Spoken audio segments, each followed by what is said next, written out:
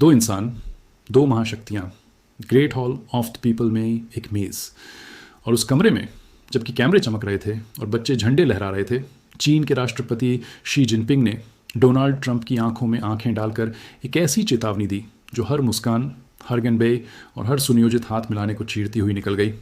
यह है असली कहानी उस सबसे निर्णायक शिखर सम्मेलन के दरवाज़ों के पीछे जो हमारे समय में हुआ है। 14 और 15 मई 2026 को बीजिंग में जो हुआ, उसे समझने के लिए यह जानना ज़रूरी है कि हर आदमी वहाँ किस चाहत के साथ पहुँचा था, क्योंकि यह सिर्फ एक कूटनीतिक द्वारा नहीं था।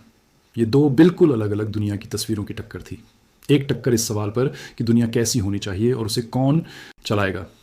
ट्रंप एक सूची लेकर आए थे, एक बहुत अमेरिकी सूची, बोइंग के जहाज़, कृषि सौदे, ईरान के मसले पर मदद, एक जीत जो वे नवंबर के मध्य अवधि चुनावों से पहले घर ले जा सकें।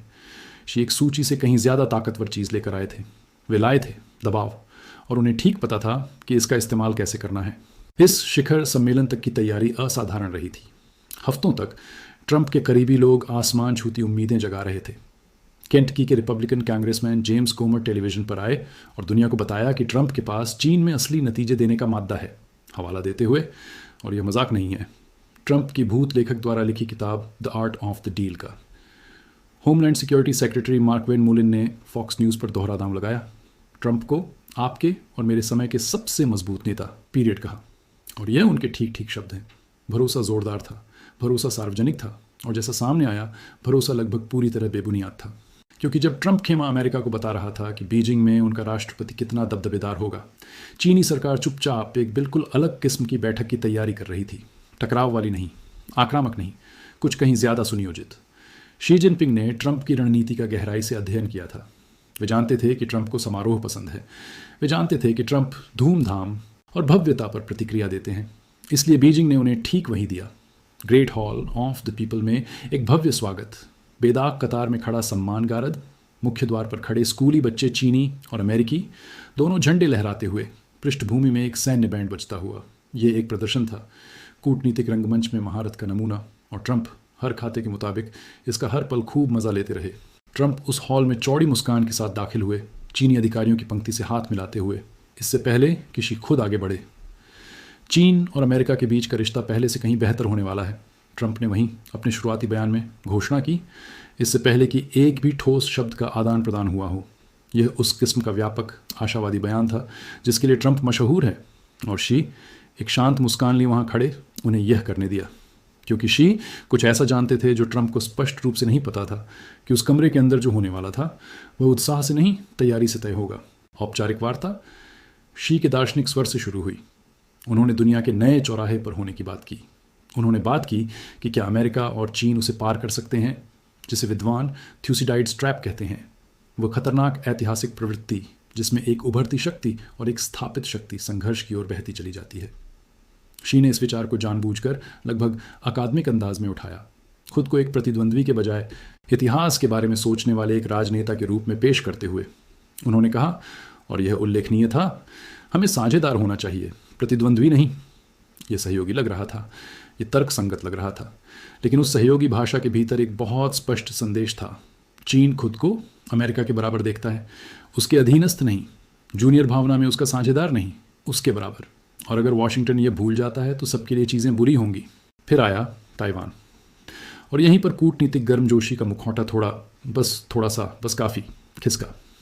शी ने ताइवान को बातचीत के एकदम केंद्र में रखा, बिना किसी हिचकिचाहट के इसे दोनों देशों के बीच का सबसे अहम मुद्दा बताया। उन्होंने ट्रंप को चेतावनी दी कि अगर अमेरिका ताइवान के सवाल को गलत तरीके से संभालता रहा तो दोनों देशों को चीनी सरकारी मीडिया द्वारा रिपोर्ट किए गए उनके ठीक ठीक शब्दों में टकराव और यहाँ तक कि संघर्ष का सामना करना पड़ेगा, जिससे पूरे रिश्ते को गंभीर खतरा होगा। इसे ज़रा ठहर कर सोचें। एक ऐसे शिखर सम्मेलन के भीतर जो कथित रूप से व्यापार सौदों, बोइंग जहाज़ों और कृषि खरीद के बारे में था, चीन के राष्ट्रपति ने अपने अमेरिकी समकक्ष की आंखों में देखकर युद्ध की संभावना की चेतावनी दी। ताइवान उन लोगों के लिए जिन्हें संदर्भ चाहिए 2,30,00,000 लोगों का एक स्वशासित द्वीप है, जिस पर चीन ने दशकों से अपना क्षेत्र होने का दावा किया है। बीजिंग ने कभी नहीं, एक बार भी नहीं, ताइवान को अपने नियंत्रण में लाने के लिए सैन्य बल के इस्तेमाल से इनकार किया है। अमेरिका ने अपनी तरफ से लंबे समय से रणनीतिक अस्पष्टता की नीति बनाए रखी है। ताइवान को हथियार बेचना, उसके लोकतंत्र का समर्थन करना, लेकिन अगर चीन हमला करे तो उसे सैन्य रूप से बचाने की स्पष्ट प्रतिबद्धता से बचना। इस अस्पष्टता ने दशकों से शांति बनाए रखी है, लेकिन शी ने बीजिंग में यह बिल्कुल स्पष्ट कर दिया कि उस स्पष्टता के साथ चीन का धैर्य असीमित नहीं है। ताइवान को हर हथियार बिक्री, हर अमेरिकी नेता जो ताइपे जाता है, वॉशिंगटन का हर वह बयान जो ताइवान को बीजिंग के अपने आंतरिक मामले से कुछ ज़्यादा मानता है, ये सब देखा जा रहा है, दर्ज किया जा रहा है और बीजिंग में इस बात के सबूत के रूप में फाइल किया जा रहा है कि अमेरिका एक लकीर पार कर रहा है। शी की ताइवान चेतावनी को और भी महत्वपूर्ण बनाने वाली बात वह थी जो तुरंत बाद हुई। शिखर सम्मेलन का अमेरिकी विवरण, व्हाइट हाउस का आधिकारिक सारांश की क्या चर्चा हुई, में ताइवान का कोई जिक्र नहीं था, एक शब्द भी नहीं। अमेरिकी पक्ष ने अपने सार्वजनिक विवरण को पूरी तरह व्यापार और ईरान पर केंद्रित रखना चुना, चाहे इसलिए कि ट्रंप एक ऐसी चेतावनी को बढ़ाना नहीं चाहते थे जो उन्हें कमज़ोर दिखाए, या क्योंकि व्हाइट हाउस वास्तव में इसे केंद्रीय मुद्दा नहीं मानता था, या क्योंकि वे घरेलू राजनीतिक प्रतिक्रिया भड़काने से बचने की कोशिश कर रहे थे। किसी ने नहीं बताया, लेकिन यह चुप्पी बहरा कर देने वाली थी। शी ने ताइवान को एजेंडे में सबसे ऊपर रखा। अमेरिकियों ने दिखावा किया कि वह था ही नहीं, और दुनिया ने नोट किया, ताइवान की सरकार ने भी नोट किया। कैबिनेट प्रवक्ता मिशेल ली ने सार्वजनिक रूप से जवाब देते हुए कहा कि ताइपे अमेरिका के दृढ़ समर्थन के लिए आभारी है, और वॉशिंगटन ने बार बार अपनी स्थिति स्पष्ट की है। लेकिन उस बयान की पंक्तियों के बीच पढ़े तो कुछ और ही नजर आता था, एक शांत घबराहट, क्योंकि जब अमेरिका का सबसे ताकतवर आदमी दुनिया की दूसरी सबसे बड़ी सेना के नेता के सामने बैठता है और आपके देश के बारे में युद्ध की चेतावनी को सार्वजनिक रूप से चुनौती दिए बिना चला जाता है, तो यह देखना बहुत आश्वस्त करने वाला नहीं होता। ताइवान के लिए वॉशिंगटन और बीजिंग के बीच हर शिखर सम्मेलन में एक अस्तित्ववादी उपस्वर होता है। हर किया गया सौदा, हर दी गई रियायत, हर बनाए रखी गई चुप्पी, इन सब के निहितार्थ हैं उस द्वीप के लिए जहाँ के 2 करोड़ 30 लाख लोग हर सुबह दुनिया की सबसे बड़ी खड़ी सेना की छाया में उठते हैं। वे इन शिखर सम्मेलनों को किसी से ज़्यादा ध्यान से देखते हैं, और 14 और 15 मई को बीजिंग में उन्होंने जो देखा उसने उन्हें बहुत कम तसल्ली दी। अब बात करते हैं ईरान की, क्योंकि वह कमरे में एक और भारी बोझ था, और वह एक जो, अगर आपने दौरे से पहले ट्रंप को सुना तो मुख्य आयोजन होना था। अमेरिका ईरान के साथ युद्ध में रहा है। होर्मुज का जलमरू मध्य, वह संकीर्ण जलमार्ग जिससे दुनिया का करीब 20% तेल गुजरता है, प्रभावी रूप से अवरुद्ध कर दिया गया था, जिससे ऊर्जा कीमतें चढ़ रही थीं और वैश्विक बाजार हिल रहे थे। ट्रंप सार्वजनिक रूप से, जोर से, अचूक रूप से उम्मीद कर रहे थे कि बीजिंग तेहरान के साथ अपने करीबी रिश्ते का इस्तेमाल करके संघर्ष खत्म करने में मदद करेगा। चीन बड़ी मात्रा में ईरानी तेल खरीदता है। ईरानी सरकार के साथ चीन के गहरे आर्थिक और राजनीतिक संबंध हैं। अगर दुनिया में कोई देश ईरान पर दबाव बना सकता था और नतीजे दे सकता था तो वह चीन था। तो क्या हुआ? ट्रंप ने शिखर सम्मेलन से पहले के दिनों में कहा कि वे शी के साथ ईरान पर एक लंबी बात करने की योजना बना रहे हैं।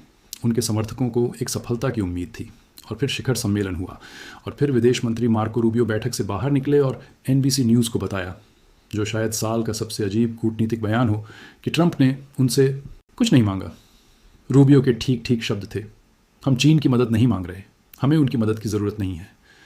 जिससे तुरंत यह सवाल उठा, तो फिर इस पूरे दौरे का एक मुख्य कथित कारण ईरान क्यों था? शिखर सम्मेलन को ईरान संघर्ष की वजह से पूरे 6 हफ्ते क्यों स्थगित किया गया था, अगर अमेरिका उस बारे में चीन से कुछ भी करने को कहने ही नहीं जा रहा था? विरोधाभास चौंकाने वाला था। एक तरफ ट्रंप एक साथ Fox News host Sean Hannity को एक पूर्व रिकॉर्डेड इंटरव्यू में बता रहे थे कि शी अविश्वसनीय रूप से मददगार और उदार रहे, कि शी ने कहा वे ईरान के साथ सौदा होते देखना चाहते हैं, कि शी ने होर्मुज के जलमरू मध्य को खोलने में मदद की पेशकश की, कि शी ने कहा उद्धृत करें, अगर मैं किसी भी तरह से मदद कर सकता हूं तो मैं मदद करना चाहूँगा। ट्रंप ने अपनी विशिष्ट तर्क संगतता से यहाँ तक बताया कि जो भी उतना ईरानी तेल खरीदता है उसका स्पष्ट रूप से तेहरान के साथ किसी प्रकार का संबंध है, जो सच है। लेकिन रूबियो एक और नेटवर्क पर साथ साथ इसका उल्टा कह रहे थे। ट्रंप प्रशासन का बायां और दाहिना हाथ न सिर्फ एक दूसरे से बात नहीं कर रहे थे, वे शिखर सम्मेलन समाप्त होने के घंटों के भीतर लाइव टेलीविजन पर एक दूसरे का सक्रिय रूप से खंडन कर रहे थे। हम यह ज़रूर जानते हैं, अमेरिका और चीन दोनों ने सार्वजनिक रूप से सहमति जताई कि होर्मुज का जलमरूमध्य खुला और किसी भी शुल्क से मुक्त रहना चाहिए। शी ने जलमरूमध्य के सैन्यीकरण का विरोध जताया। उन्होंने अमेरिकी तेल खरीदने में रुचि व्यक्त की ताकि चीन उस जल मार्ग पर अपनी निर्भरता कम कर सके, और निर्णायक रूप से वे अमेरिकी स्थिति से सहमत हुए कि ईरान को कभी भी परमाणु हथियार हासिल करने की अनुमति नहीं दी जानी चाहिए। ये कुछ नहीं थे, ये सिद्धांतों पर सहमति के वास्तविक बिंदु थे, लेकिन वे अस्पष्ट भी थे। वे सिद्धांतों के बयान थे, कार्रवाई की प्रतिबद्धताएं नहीं।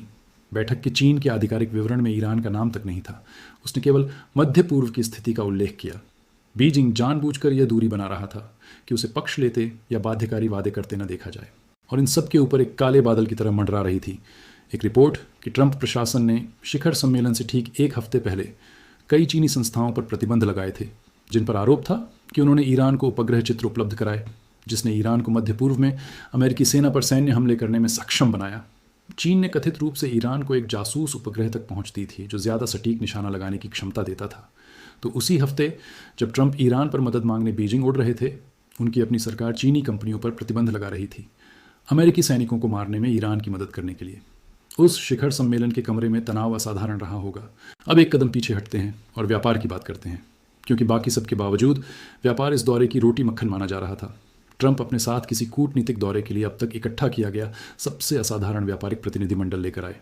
टेस्ला के सीईओ एलन मस्क, एप्पल के टिम कुक, ब्लैक रॉक के लैरी फिंक, बोइंग के सीईओ केली ऑर्टबर्ग, एनवीडिया के संस्थापक जेनसेन हुआंग, जिन्हें ट्रंप ने खुद फ़ोन करके आमंत्रित किया।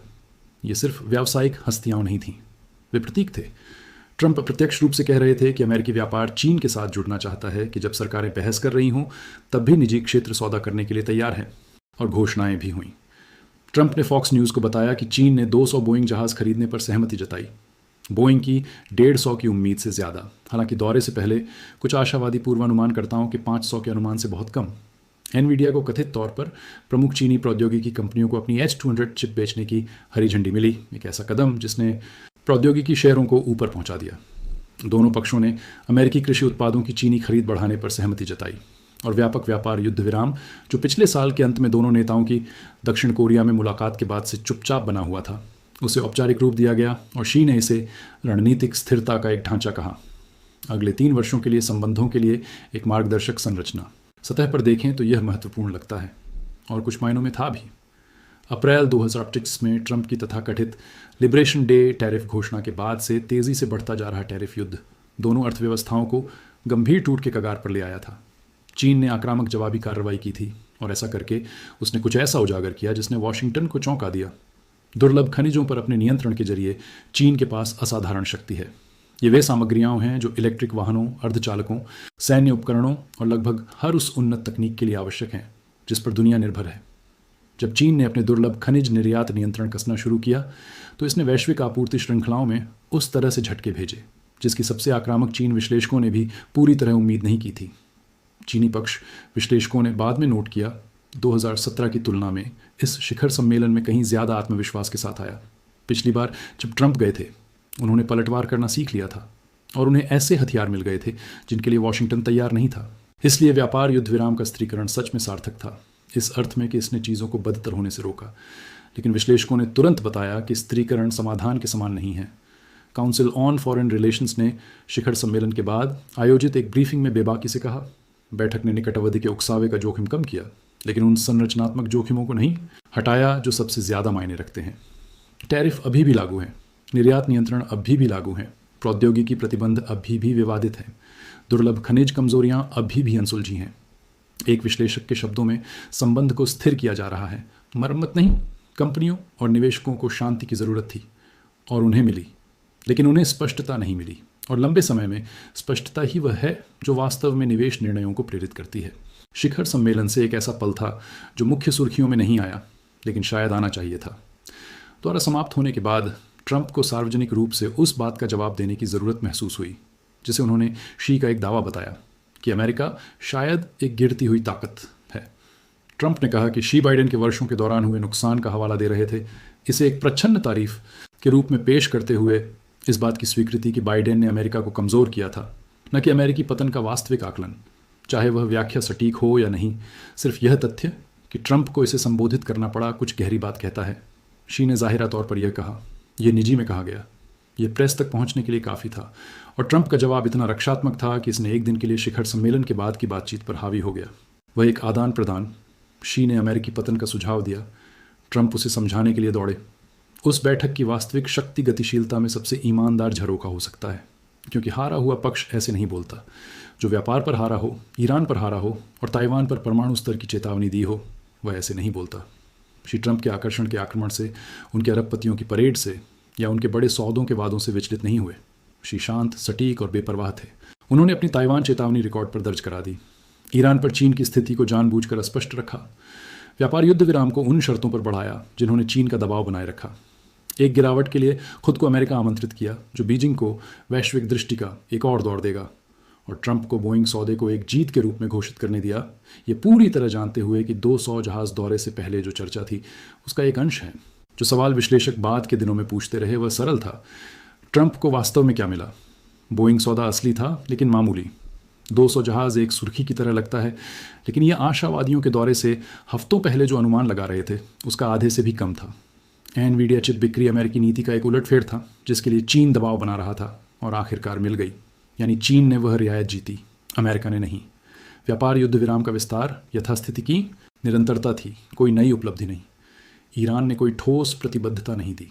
ताइवान ने एक युद्ध की चेतावनी दी जिसे अमेरिका ने सार्वजनिक रूप से स्वीकार करने से इनकार कर दिया, और शी द्वारा प्रस्तावित रणनीतिक स्थिरता का ढांचा चीन को वही देता है जो वह चाहता है। अमेरिका के साथ एक पूर्वानुमेय कम टकराव का रिश्ता जिसमें बीजिंग एक बढ़ते व्यापार युद्ध की परेशानी के बिना अपनी सेना, तकनीक और वैश्विक प्रभाव बनाता रहे। ट्रंप के कुछ सबसे वफादार समर्थक इसे अलग तरह से पेश करेंगे। वे कहेंगे कि उन्होंने शांति बनाए रखी। वे कहेंगे कि उन्होंने चीन को अमेरिकी विमान और फसलें खरीदवाईं। वे कहेंगे कि वह एकमात्र राष्ट्रपति हैं जो इस तरह की बैठक करवा सकते थे। बीजिंग में जाकर एक राजकीय भोज, एक ढांचा समझौता और चीनी राष्ट्रपति के लिए अमेरिका का गिरावट का निमंत्रण लेकर निकल सकते थे। और उसमें कुछ है। कूटनीतिक संवाद कुछ नहीं से ज़्यादा है। उकसावे को रोकना वास्तव में मूल्यवान है। शी का इस गिरावट में अमेरिका जाना एक महत्वपूर्ण क्षण होगा जो ट्रंप के संबंध पहले दृष्टिकोण के बिना नहीं होता। दुनिया 2 परमाणु सशस्त्र अर्थव्यवस्थाओं को देख रही है जिनकी आपूर्ति श्रृंखलाएं आपस में जुड़ी है, और यह तथ्य कि वे बढ़ाने के बजाय बात कर रहे हैं किसी स्तर पर कुछ तो है। लेकिन इस दौरे से पहले जो उम्मीदें लगाई गई थीं और जो वास्तविकता सामने आई उसके बीच का अंतर इतना चौड़ा है कि उसमें से एक विमानवाहक पोत निकाला जा सके। ट्रंप की टीम ने दुनिया को बताया कि वे बीजिंग सौदा करने जा रहे हैं, कि वे चीन को ईरान में मदद करवाएंगे, कि the art of the deal वैश्विक कूटनीति के उच्चतम स्तर पर लागू होने वाला है। और इसके बजाय दुनिया ने एक ऐसे राष्ट्रपति को देखा जो मेल मिलाप भरे अंदाज में आए और खाली हाथ गए, जबकि उनके मेज़बान ने ताइवान पर युद्ध की चेतावनी दी, ईरान पर अपने पत्ते छिपाए रखे, अपनी शर्तों पर व्यापार युद्ध विराम बढ़ाया और कथित तौर पर अपने मेहमान को उनके मुंह पर बताया कि अमेरिका शायद एक गिरती हुई ताकत है। यह शिखर सम्मेलन कूटनीतिक और शैक्षणिक क्षेत्रों में वर्षों तक पढ़ा जाएगा, इसलिए नहीं कि क्या हासिल हुआ, बल्कि इसलिए कि इसने 2026 में दुनिया की हालत के बारे में क्या उजागर किया। इसने एक ऐसा चीन उजागर किया जो एक बार जैसा था उससे अमेरिकी दबाव से अब नहीं डरता। इसने एक ऐसा अमेरिका उजागर किया जो अभी भी एक ऐसे प्रतिद्वंद्वी को प्रबंधित करने के लिए सही रणनीति, सही भाषा और सही दबाव बिंदु खोज रहा है, जो हर गुजरते साल के साथ ज़्यादा आत्मविश्वासी, ज़्यादा सक्षम और ज़्यादा मुखर होता जा रहा है। इसने लेन देन वाली कूटनीति की सीमाएं उजागर की जब दूसरा पक्ष लेन देन करने से इनकार कर देता है, जब दूसरे पक्ष ने होमवर्क किया हो और दबाव बनाए रखे और बस पलकें न झपकाए। और इसने उजागर किया शायद सबसे महत्वपूर्ण बात कि ताइवान का सवाल आज दुनिया का सबसे खतरनाक चिंगारी बिंदु आकर्षण के आक्रमण और व्यापारिक रात्रिभोज के जरिए हल नहीं होगा। ये शक्ति से हल होगा, गठबंधनों से, सैन्य विश्वसनीयता से, उस किस्म की दीर्घकालिक रणनीतिक सोच से जिसे एक सुर्खी या एक हाथ मिलाने तक नहीं घटाया जा सकता। Great hall of the people के बाहर 14 मई 2026 को जो बच्चे झंडे लहरा रहे थे उन्हें यह कुछ भी नहीं पता था। वे मुस्कुराए और लहराए और वही किया जो उन्हें बताया गया था, जैसा राजकीय समारोहों में बच्चे हमेशा करते हैं। लेकिन उनके ऊपर कहीं उस भव्य कमरे में, जिसकी लंबी अंडाकार मेज़ के दोनों तरफ अधिकारियों की पंक्तियां थीं, पृथ्वी के 2 सबसे ताकतवर इंसान एक ऐसी बातचीत में लगे थे जो उस दुनिया को आकार देगी जो वे बच्चे विरासत में पाएंगे। और बातचीत कैसी रही, इसके बारे में हम जो सब जानते हैं उसके आधार पर, जारी की गई चेतावनियों के आधार पर, जो सौदे नहीं हुए, जो चुप्पियाँ किसी भी बयान से ज़ोरदार बोलीं, उस शिखर सम्मेलन को देखकर यह महसूस करना मुश्किल है कि वह दुनिया कैसी दिखेगी। इसके बारे में पूरी तरह आश्वस्त हुआ जाए। ट्रंप वॉशिंगटन वापस जा रहे हैं, शी बीजिंग में रह रहे हैं और दुनिया को 2 दिनों का अर्थ समझने के लिए छोड़ दिया गया है, जिन्होंने बहुत कम बदला और सब कुछ उजागर कर दिया। झंडे मोड़ लिए गए हैं, भोज की मेज़ें साफ कर दी गई हैं, सम्मान गारद को विदा कर दिया गया है, और जो बचता है वह एक सौदा नहीं है, कोई सफलता नहीं, वैश्विक कूटनीति का कोई नया अध्याय नहीं। जो बचता है वह एक चेतावनी है, बिना दांत के एक ढांचा, वास्तविक विश्वास के बजाय परस्पर आर्थिक स्वार्थ से जुड़ा एक व्यापार युद्ध विराम, और एक ताइवान का सवाल जो शांत नहीं और ज़्यादा ऊंचा हो गया। अगला शिखर सम्मेलन पहले से तय हो रहा है। शीर्ष गिरावट में अमेरिका आने की उम्मीद है और दुनिया फिर देखेगी जैसा हमेशा करती है, ये उम्मीद करते हुए कि एक कमरे में दो इंसान वो शांति बनाए रखने का रास्ता निकाल सकें जिसे उनके देशों की प्रतिस्पर्धी महत्वाकांक्षाएं हर एक दिन खतरे में डालती हैं। इतिहास तय करेगा कि बीजिंग 2026 किसी चीज़ की शुरुआत था या बस एक टक्कर का सबसे स्पष्ट संभव पूर्वावलोकन जिसे कोई नहीं चाहता लेकिन कोई पूरी तरह रोकना नहीं जानता।